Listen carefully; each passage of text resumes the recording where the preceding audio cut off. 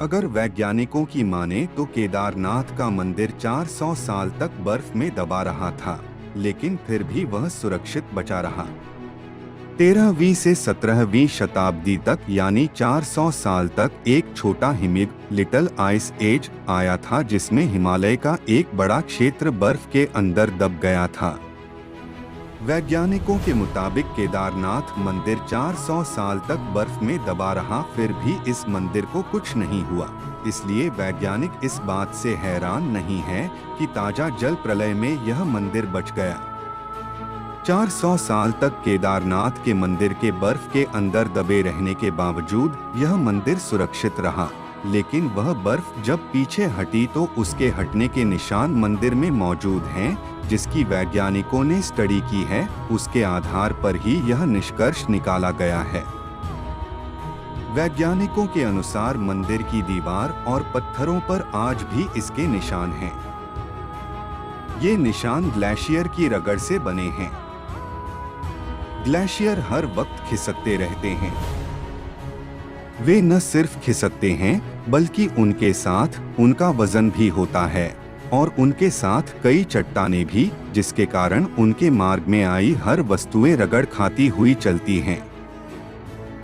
वैज्ञानिकों के मुताबिक मंदिर के अंदर भी इसके निशान दिखाई देते हैं।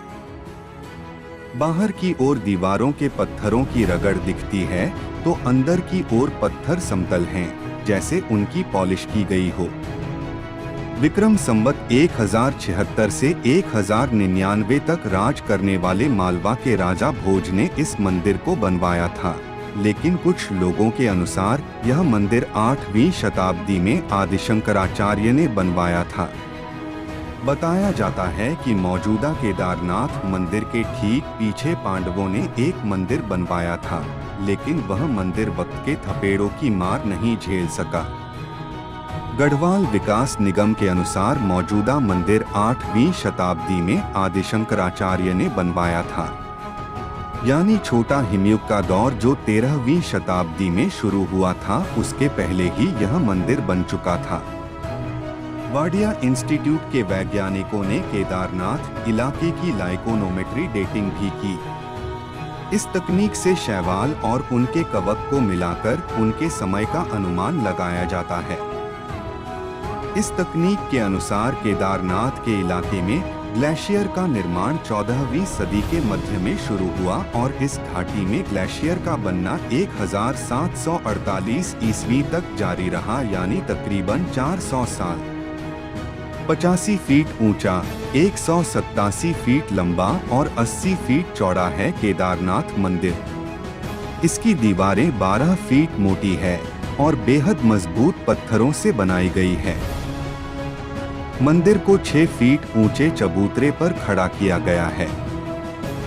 यह हैरतअंगेज है कि इतने भारी पत्थरों को इतनी ऊंचाई पर लाकर तराशकर कैसे मंदिर की शक्ल दी गई होगी। केदारनाथ धाम और मंदिर 3 तरफ पहाड़ों से घिरा है। एक तरफ है करीब 22,000 फुट ऊंचा केदारनाथ, तो दूसरी तरफ है 21,600 फुट ऊंचा खर्चकुंड और तीसरी तरफ है 22,700 फुट ऊंचा भरतकुंड। न सिर्फ 3 पहाड़ बल्कि 5 नदियों का संगम भी है यहाँ। मंदाकिनी, मधुगंगा, शीरगंगा, सरस्वती और स्वर्णगौरी। इन नदियों में से कुछ को काल्पनिक माना जाता है। इस इलाके में मंदाकिनी ही स्पष्ट तौर पर दिखाई देती है।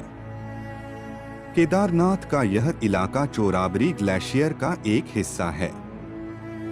वैज्ञानिकों का कहना है कि ग्लेशियरों के लगातार पिघलते रहने और चट्टानों के खिसकते रहने से आगे भी इस तरह का जल प्रलय या अन्य प्राकृतिक आपदाएं जारी रहेंगी।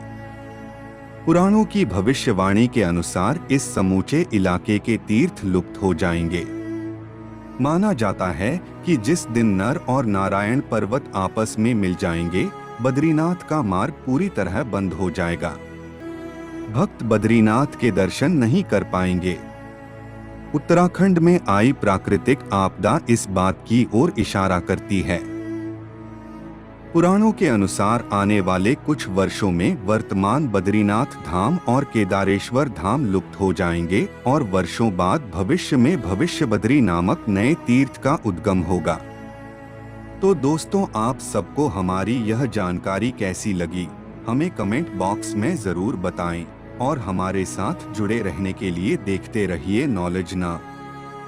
और हाँ, हमारे YouTube चैनल को सब्सक्राइब करना न भूलें।